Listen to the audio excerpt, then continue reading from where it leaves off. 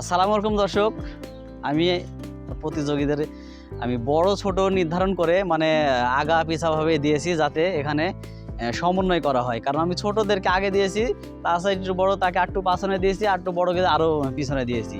তো খেলার নিয়ম হলো, আমি একটা সার্কেল করেছি ওইখানে। সার্কেলটা দেখাও একটু মায়া।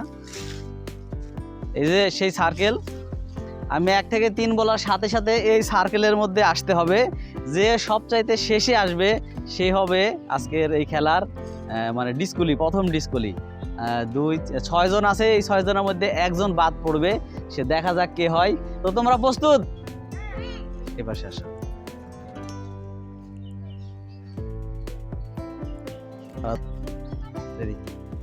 ঠিক আছে, তোমরা রেডি? আমি গুনবো 1 2 3।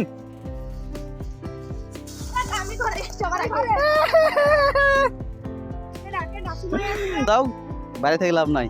তো যাই হোক, দেখলেন এই গেমের মধ্যে প্রথমে সুমাইয়া ডিসকুলি হয়ে গেল। সে কিন্তু সবচেয়ে বড়, সে ডিসকুলি হয়ে গেল। এখন আমার দ্বিতীয় পর্বের খেলা শুরু হবে। তো বন্ধুরা, এই গেমের দ্বিতীয় পর্বে আসছে এই যে বল পাসিং খেলা। আমি ছোট্ট করে একটা দাগ দিয়ে দিছি, তার ভিতর থেকে তাদেরকে বল ধরতে হবে। যার কাছ থেকে বল পড়ে যাবে এবং এই দাগ টাচ করবে, সে হবে এই খেলার প্রথম ডিসকুলি। এর মধ্যে থেকে একজনকে বাদ দিব আমরা। তো খেলা শুরু হবে। সর্বছোটর কাছ থেকে বল আমি পাস করব। রাবিয়া, বল ধরো, এদিক দিয়ে দাও। ঠিক আছে, বল পাস শুরু হয়ে গেছে। সবাই একটু খেয়াল করবে যে কার পা দাগে পড়তেছে আর কার বল মিস হচ্ছে। চমৎকার খেলা চলছে, দেখা যাক কে বাদ হয়। সবাই কিন্তু চমৎকার খেলছে, সবাই চমৎকার খেলছে। আমি কত ছোট একটা দাগ দিই, একদম হ্যাঁ দাও। দেখা দেখা দেখা দেখা। আচ্ছা, এখানে দেখা কোন কে পারি কি দেখা।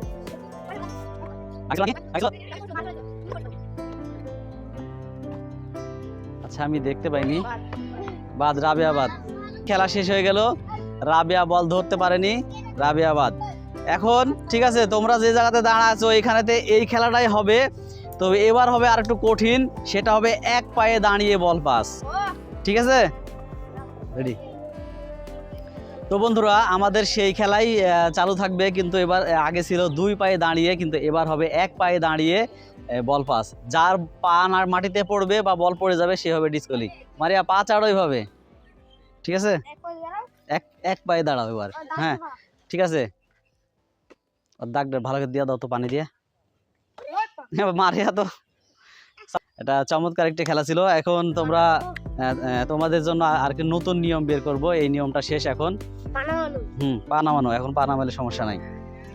তো আমাদের তৃতীয় রাউন্ডের খেলা চলে গেল। 3 জন প্রতিযোগী বাদ পড়ে গেছে। এখন মাত্র আর 3 জন প্রতিযোগী আছে। দেখা যাক এই 3 জন কতক্ষণ এই খেলাটাই খেলতে পারে, তারা কতক্ষণ টিকে থাকতে পারে, এটাই মূল বিষয়। তো তোমাদের এখন গেমটা হবে এই 1 পায়ের উপর দাঁড়িয়ে থাকতে হবে। কে কতক্ষণ দাঁড়িয়ে থাকতে পারে, এটাই হচ্ছে যে কিন্তু এখান থেকে এই 3 জনের মধ্যে আমি একটা অফার করব। খেলা কিছুক্ষণ পা ফেলাবি, সমস্যা নাই। বল পাস হবে না, এবার বল পাস নাই, বল পাস নাই, খালি দাঁড়া থাকা। হ্যাঁ, লোডাইন আছে, সমস্যা নাই, কিন্তু দাঁড়া না। চালু। তো আমার চতুর্থ রাউন্ডের খেলা হবে 1 পায়ে দাঁড়িয়ে থাকা। আমি কিছুক্ষণ পরে এদের জন্য একটা পুরস্কার ঘোষণা করব, দেখা যাক তারা কি হয়। তো খেলা স্টার্ট। চমৎকার জমে উঠেছে, দেখা যাক ধৈর্যের পরীক্ষা, কে পারে আজকের পুরস্কার নিতে পারে। আর নিয়ে চলে আসলাম আমি। হ্যাঁ, তো আমি আমার প্রতিযোগীদের একটা অফার করতে চাই। এই খেলা থেকে যদি কেউ এখন মানে খেলা খেলবো না এরকম চিন্তা করো, তাহলে খেলা থেকে বের হয়ে যেতে পারো। এর জন্য থাকবে 5 টাকা। কেউ যদি স্বেচ্ছায় বের হতে পারো, কিন্তু পুরস্কার যে কত থাকবে সেটা অনিশ্চিত। 20 টাকা হতে পারে, 10 টাকা হতে পারে, 15 টাকাও হতে পারে, সেটা নির্ধারিত হবে পরে। তবে এখন 5 টাকার একটা অফার আছে। কেউ যদি বের হয়ে যেতে চাও, বের হইতে পারো, 5 টাকা পাবে। আমি 1 থেকে 3 গুনবো, এর মধ্যে বের হইতে হবে, আর না হলে অফারটা শেষ হয়ে যাবে। 1 2 3। ও মাই গড, কেউ কিন্তু এই অফারটি নিল না। খুব সুন্দর একটা অফার ছিল। তো যাই হোক, খেলার পরে পুরস্কারটা সবাই জিততে চায়। সুন্দর খেলা চলছে, দেখা যাক কি হয়। সুন্দর খেলা চলছে, জাকারিয়ার মনোবল অনেক বেশি আছে, সে অবশ্যই জিতবে। দেখা যাক কি হয়।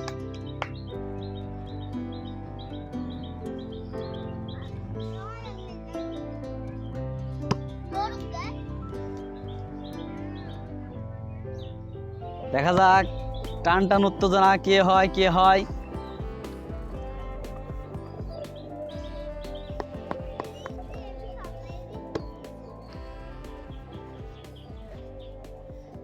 তাদের ধৈর্য দেখে আমি অবাক হয়ে যাচ্ছি। আমি তাদেরকে অফার করলাম টাকার, কিন্তু কেউ নিতে চাইলো না, তারা রিজেক্ট করে দিল টাকাকে।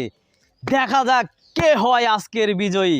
এই খেলার সবচাইতে একজন বড় প্রতিযোগী ছিল সুমাইয়া, সে কিন্তু বাদ পড়ে গেছে প্রথম রাউন্ডেই। তো দেখা যাক কি হয়। যেহেতু তোমরা ডিসকুলি হচ্ছ না, তোমাদের জন্য খেলাটা একটু কঠিন করে দিলাম। তোমাদেরকে লাফালাফি করতে হবে, দৌড়াদৌড়ি করতে হবে, এক ঠ্যাঙ্গের করে হবে। হ্যাঁ, না না, কোনো পা নামাইনি নাই। গোলের ভিতরে, গোলের ভিতরে, গোটা বড় গোলের ভিতরে। কারোর সাথে কেউ ধাক্কা লাগা যাবি না, কারোর সাথে কেউ ধাক্কা লাগা যাবি না।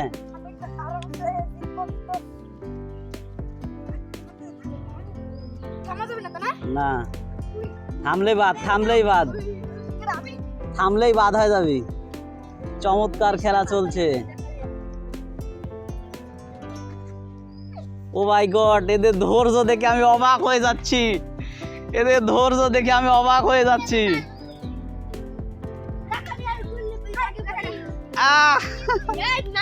হ্যাঁ নাও।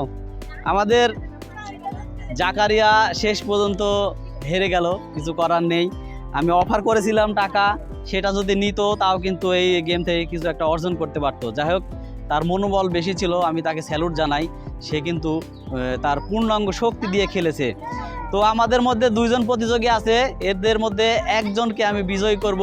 সেটা এখন হবে মুরগ যুদ্ধ খেলার মাধ্যমে। মুরগ যুদ্ধ খেলা। তো এই মুরগ লড়াই খেলার মধ্যে যে বিজয়ী হবে সে হবে আজকের বিজয়ী। এই সার্কেলের মধ্যে তোমাদেরকে খেলতে হবে, ঠিক আছে? প্রস্তুত তোমরা? দুইজন দুই সাইডে আসো, দুইজন দুই পাশে, ঠিক আছে? রেডি?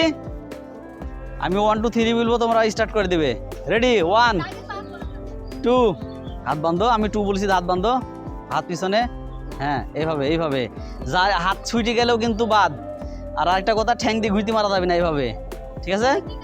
চালি চালি দিয়ে মারতে হবে। রেডি? হ্যাঁ, গোলের বাইরে যাক বার করতে পারবে সে বাদ, পড়ে গেলেও বাদ। দাগে কোন দাগে? ফাইনাল রাউন্ডের খেলা শুরু হয়ে গেছে, মুরগ যুদ্ধ খেলা। দেখা যাক কি হয়। টান টান উত্তেজনা দেখুন।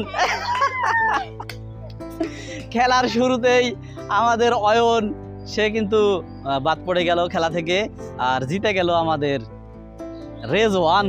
তো তোমরা সবাই আমার কাছে চলে আসো।